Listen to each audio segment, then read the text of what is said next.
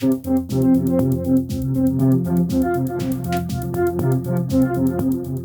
everybody. It's Elizabeth from Elpis Astrology at elpisastrology.com. Thanks for joining me today.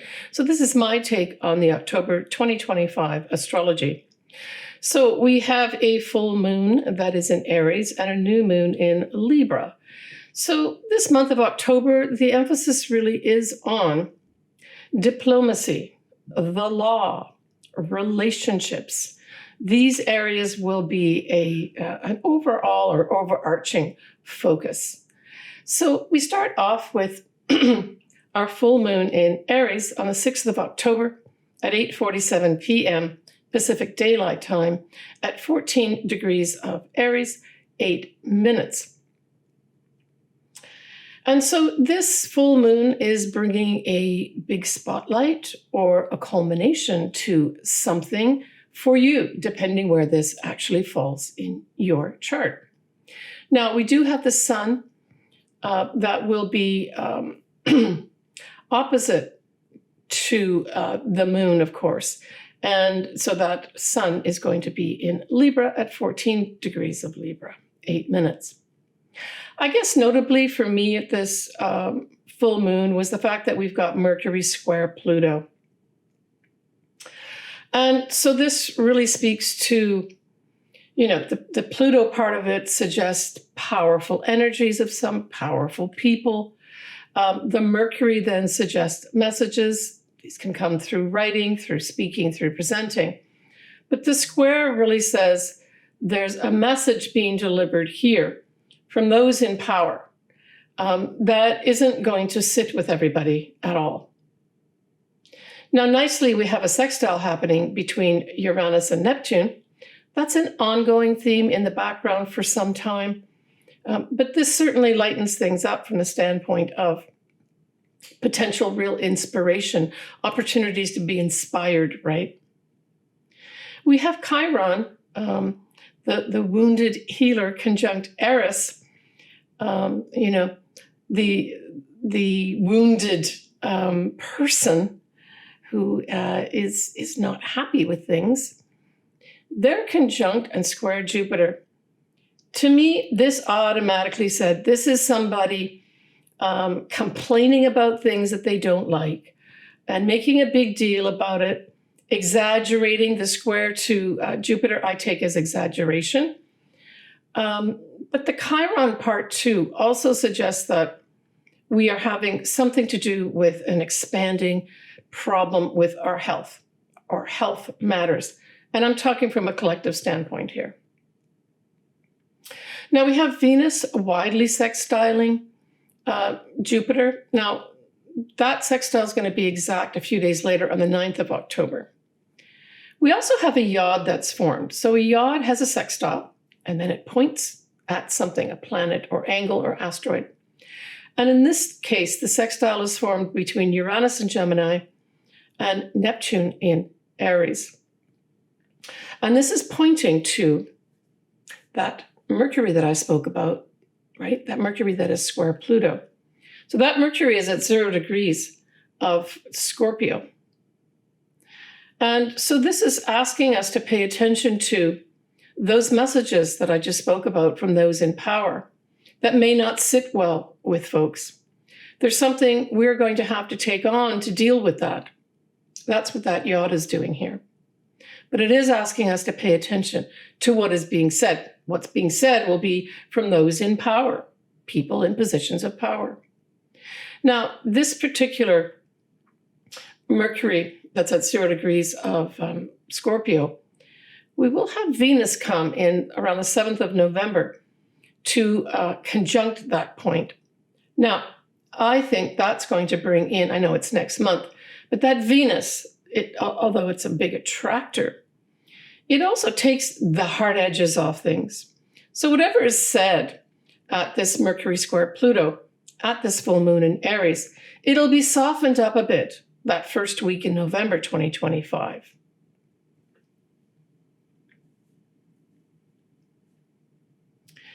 Yeah. The other thing to bear in mind too is we don't talk about this a lot, that because Mercury is part of that yaw that, they're pointing at, and Uranus is the sextile with Neptune. Remember that Uranus many times is seen as the higher octave of Mercury. So there may be a little zing with this, whatever message is being delivered here. Mid-month, 14th of October, we have Pluto going direct at 1 degree of Aquarius. It will sextile Neptune and trine Uranus. Whoa, this is really nice. Now, this to me says, instead of those in power delivering difficult messages, this is those in power giving us opportunities to be inspired and enlightened, maybe even freed up. Uranus can be a very freeing energy, right? Freedom is its call. When we get to the last lunation of the month, we're looking at a new moon in Libra. So this is your new moon, Libra. Happy New Year to you. It is on the 21st of October, 2025 at 5:24 a.m. and that's Pacific Daylight Time. It is at 28 degrees of Libra, 21 minutes. So we have Mercury here again, but Mercury this time is going to be conjunct Mars at 20 degrees of Scorpio. Notice we've got this Scorpio theme as well during this month of October too, right? And so this is, again, some action being requested. Now, that whole Mercury and Mars being in Scorpio really speaks to me as, I think this is deceptive energy of some sort with that whole Scorpio influence here. It's like I'm getting this phrase, marching orders. Somebody is going to be given marching orders here. Now, we have at this new moon, of course, the sun and the moon are together. It is widely opposite to Chiron. And so this says there may be a new start around that 21st of October with regards to some kind of health matter. And this may involve Libra things, right? And Libra things is socializing. So maybe socializing will have to be brought down a little bit. It is diplomatic relations. It's the law. Maybe there's going to be new laws of some sort put in with regards to our health matter of some sort.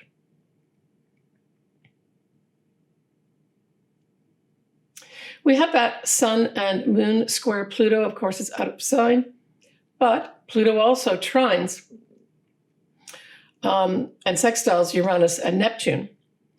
And so this is bringing in kind of a combination energy here. To have the new moon square Pluto, it's a new start from those people in power, saying this is how it's going to be done. Now, this could play out in diplomatic relations. It can also play out, especially the Mercury part of it, in a treaties of some sort. So there may be some people in power say, well, this is the way we're going to do it. This is the treaties, sign it, and that's it. That's kind of what I get here. But it does initiate a new start. But the Pluto trining and sextiling Uranus and Neptune, it really also says there's some flowing energy here. Now, it may be from a different power player, different than the square that the new moon has with Pluto. So there may be two opposing parties here that both have positions of power that they both need to work together on. That's what I'm getting here, right? Libra is very much diplomacy. It is very much harmony, right? And balancing things out. Now we have Jupiter squaring Chiron. And so this, I believe, is a health matter being exaggerated or being, expanded in some way and not a favorable way. Mercury and Mars will still be at 20 degrees of Scorpio around that point. Nicely, it's going to be trining that north node in Pisces, though. So this says to me that I get this when I always see both Mars and Mercury together. I always get this word decree, that there's a decree that is put forward here with regards to our destiny path. And I think that's tied in with this whole thing about this treaties coming to an agreement, maybe between nations. There's a number of situations going on in our world that need to be resolved right now. The other thing that's going to be happening at this new moon is that Mercury will go into its shadow period at 20 degrees of Scorpio. And we know that, we've got Mars hanging out there too. So this may give you some indication of the November Mercury retrograde that happens in both Sagittarius and Scorpio. When we have a November peak at the astrology, we're looking at a full moon in Taurus, a new moon in Scorpio. We're going to have Jupiter that will go retrograde. And of course, we're going to have Mercury both go retrograde and direct. The Mercury retrograde is going to kind of be operating all the month of November. Not a good time to necessarily sign contracts in November if you can avoid it. But it is a good time to negotiate. So if you're entering into, say, as you're listening to this, towards the end of September 2025, and you think, well, I may have something I've got to negotiate in November. November could be a very good time to do that. Just make sure you've got all your pieces of information lined up, right? So negotiation's okay, signing contracts not necessarily.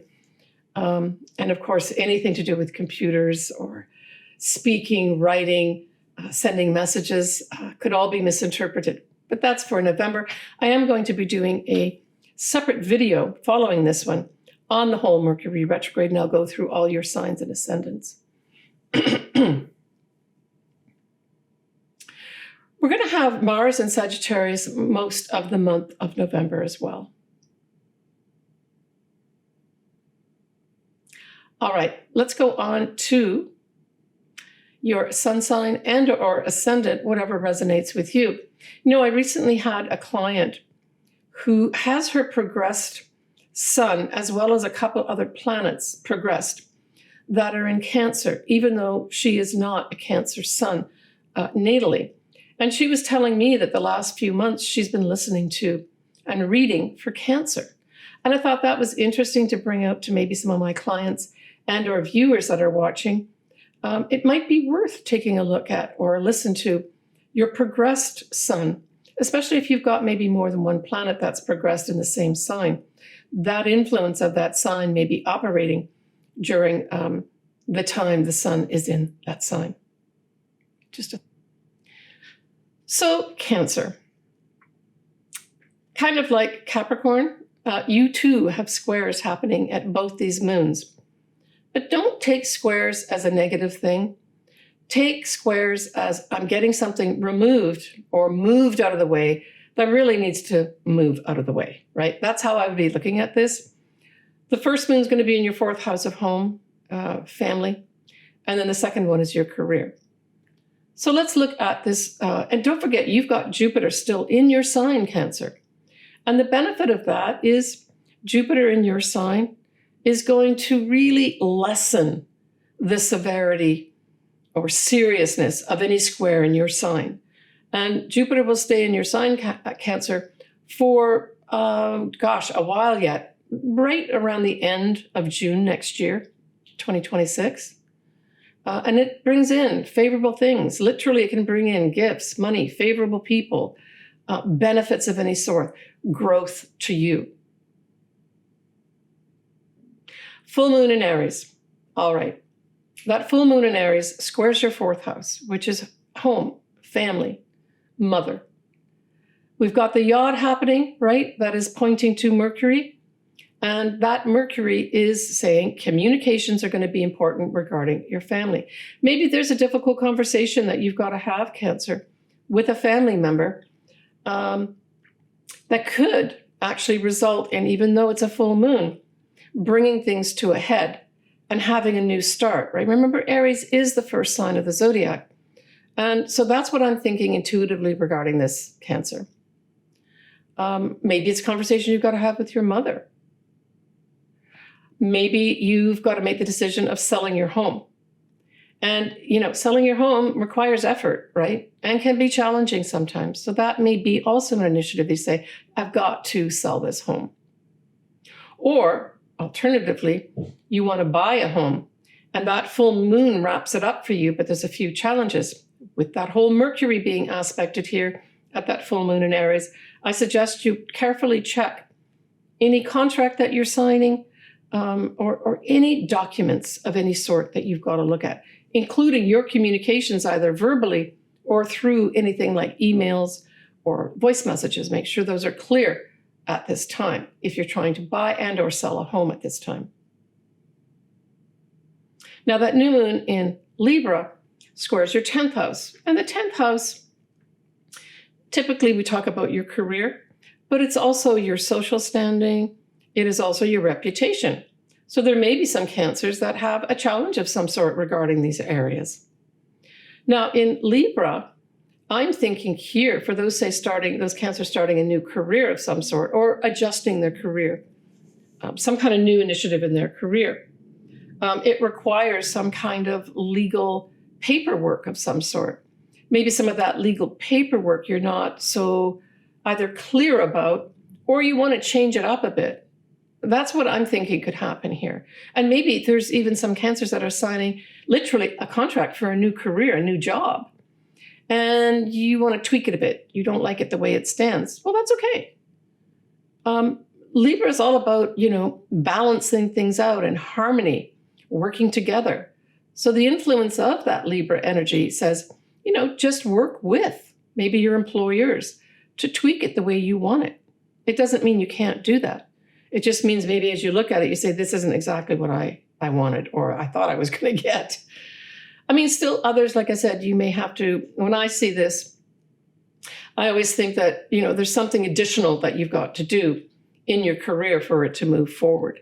And because it's Libra, it really refers to maybe some kind of legal document of some sort has to be handled.